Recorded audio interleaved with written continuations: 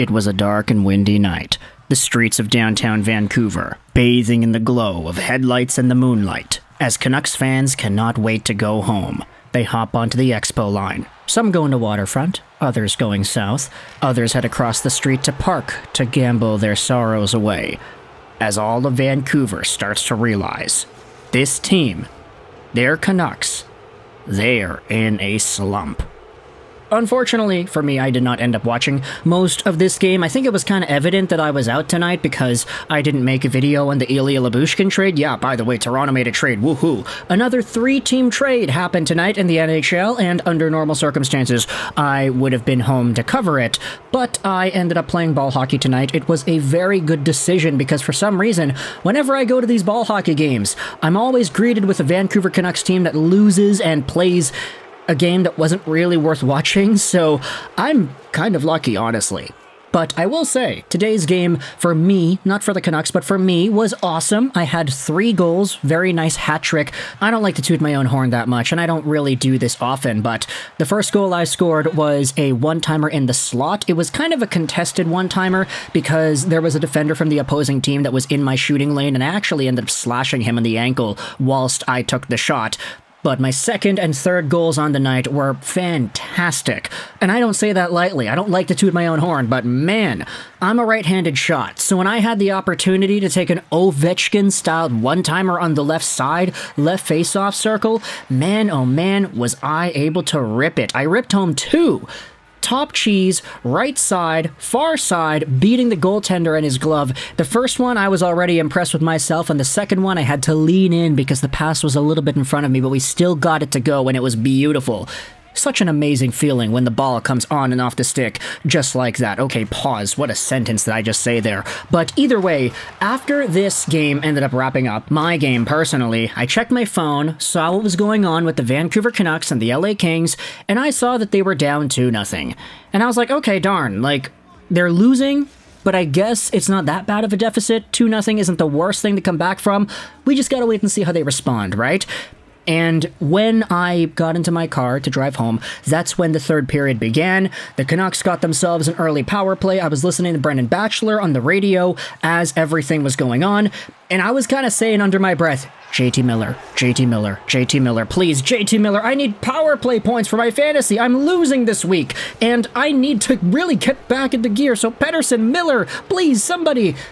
And then JT Miller has the puck in the corner, and he makes a play out in front to Boeser, and Boeser shoots, and he scores. There you go. Power play goal scored by Brock Boeser, assisted by JT and Pius Suter. I kid you not, when I heard that goal go in, I was like screaming out JT Miller's name because my fantasy week has been very tight this week. The guy I'm playing, shout out to you, Richard Clay, has been in the lead for most of the week, and earlier today he started adding extra players to get more games played, and I was like, oh boy, like this is going to be really tight. It's down to the wire here. So nevertheless, I was kind of stressed heading into tonight's game because Miller and Pettersson, I mean, Miller has been scoring, Pettersson has been doing less of that, but I could have used some extra offense here, and that's exactly what JT Miller ended up doing. So there you go, thanks for the primary assist. And Boeser, of course, he scored his 35th goal of the year, which is crazy. The last time an American player has done that, and the only other time, I believe, for the Vancouver Canucks was Ryan Kesler 13 years ago. So it's been a while, but the American sniper Brock Boeser has gone out there and done that. Just in case you're wondering, though, I did come out on top at the end of tonight because not only did JT Miller get that primary assist and a bunch of hits and everything, but my guy Adam Larsson in Seattle had 8 blocks today against the Pittsburgh Penguins. That guy carried the entire league. He's one of the top producing players today, period, in my entire league because of all those block shots. So I'm walking away a happy camper, but I will say that after the Boeser goal went in, that's when everything went down the drain for Vancouver. At this point in my night, I went over to a pizza shop and I just bought some pizza, decided to open the game up on my phone, watch what was going on in this third period, see how the Canucks were going to try and come back from being down 2-1. And then the Kings scored 3 more goals. I turned it off after the 4-1 goal. I ended up buying a protein shake and then coming back home. And now I'm here. The Canucks have lost. 5-1 is the final score.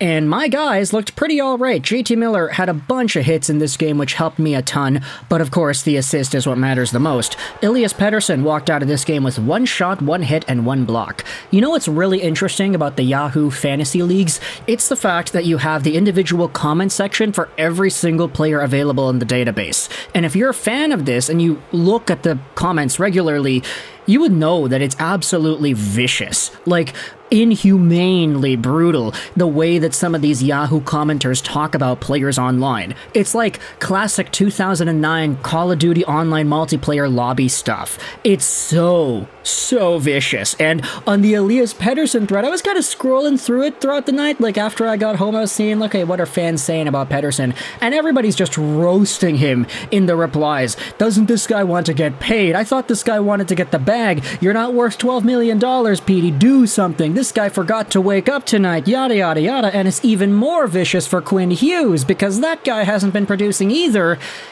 Vancouver's in a slump right now, baby.